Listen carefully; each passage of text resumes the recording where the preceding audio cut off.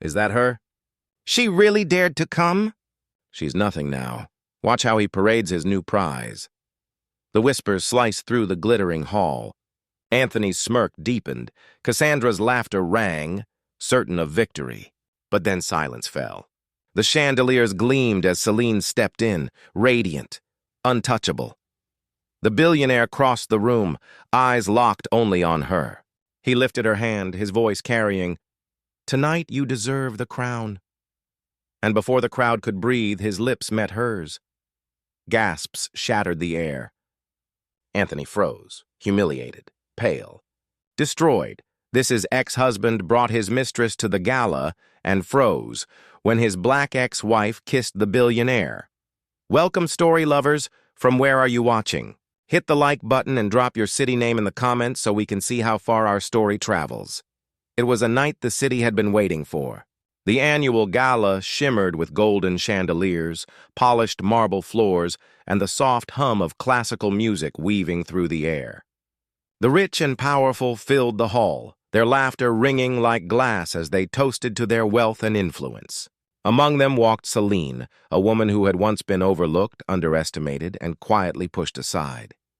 But tonight, her presence carried a different weight.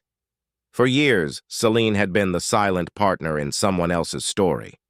This loyal wife built from the shadows who endured the whispers about her race, her background, her place in circles that told her she didn't belong.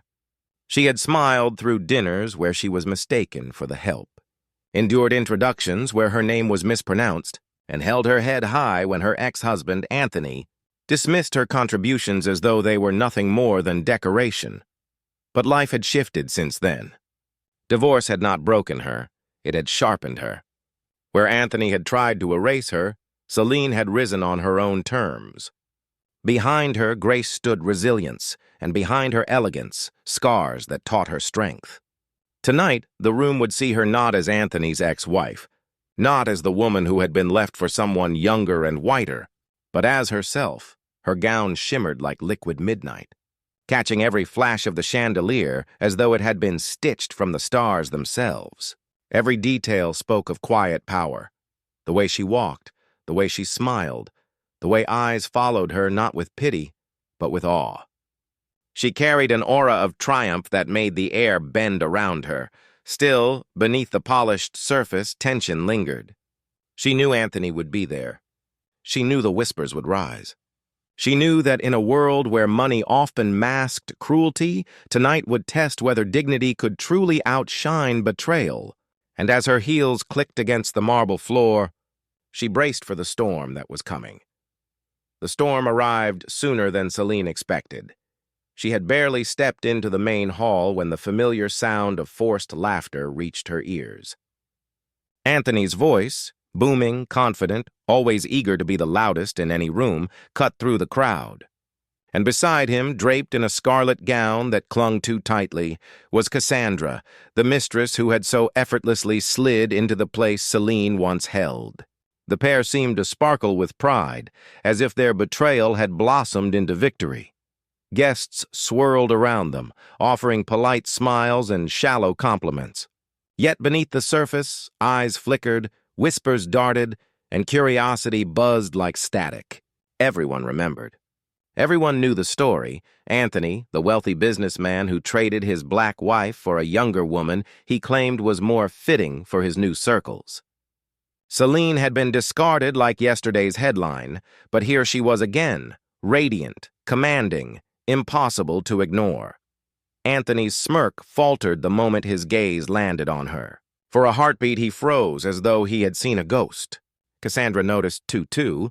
Her giggle broke sharply against the tension. She leaned closer to Anthony, clutching his arm, a performance meant to reassure him, or perhaps herself, that they still owned the room. But they didn't. Not tonight. Celine could feel it, the shift, the subtle tightening of air as eyes drifted away from Anthony's spectacle and settled on her. She was no longer a shadow. She was a presence. And that presence rattled the man who had once believed she could never stand on her own. The subtle barbs began quickly. An older woman with pearls leaned towards Celine, smiling with venom hidden in her voice. My, how brave of you to show up tonight. It must be difficult, walking into a place with so many memories. Others nodded, feigning sympathy while their eyes darted to Anthony, gauging his reaction. Celine didn't flinch. She knew this dance, the way racism draped itself in civility, the way people cloaked cruelty in politeness. She had endured it for years, but tonight she would not shrink. She lifted her chin, offered a smile that was sharper than glass, and moved with a grace that left no space for pity. Still, the tension mounted. Anthony's laughter grew louder, Cassandra's gestures more dramatic, as though they believed noise could drown out Celine's quiet power. But it wasn't enough. Not when Celine crossed the room and the crowd parted, not when she greeted leaders and dignitaries who looked at her with newfound respect. And then it happened. The billionaire entered. His presence commanded silence in an instant, the kind of authority that wealth and power alone could never manufacture. It was more profound, magnetic, and undeniable. Celine had met him only once before, a brief introduction at another event. But tonight, under the chandelier's glow, he sought her out directly, bypassing Anthony and Cassandra as if they were invisible. Their eyes met, and something unspoken passed between them, recognition, admiration, perhaps even defiance. He extended his hand. Celine accepted, and for the first time in the night, she saw Anthony's confidence shatter completely. His jaw tightened, his face pale as whispers began to rise around him. Cassandra tugged at his sleeve, her giggle sounding less sure now. Her eyes darted between Celine and the billionaire, and though she clung tighter to Anthony, her smile faltered.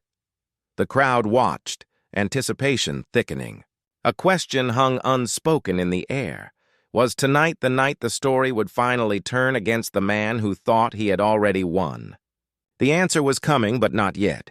For in the glittering silence of that gala, the stage had only just been set for the humiliation that money could never conceal.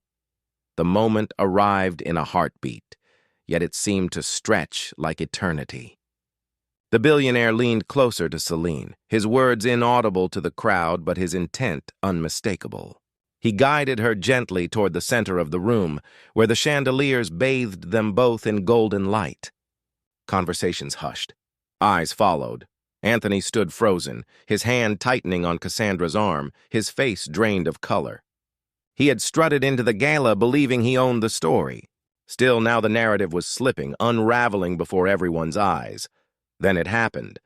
The billionaire bent towards Celine, his lips meeting hers in a kiss that silenced the hall. Not rushed, not hidden, but deliberate, a declaration. Gasps rippled like a wave through the glittering sea of guests. Some clapped instinctively, others whispered, their voices carrying sharp edges of disbelief and awe. Celine did not flinch. She embraced the moment, her gown shimmering like midnight fire under the lights. She knew what this meant. It wasn't just a kiss. It was reclamation. It was proof that dignity could outshine betrayal, that love could find her even where cruelty once tried to bury her. Anthony's expression twisted, his humiliation stark and unmasked.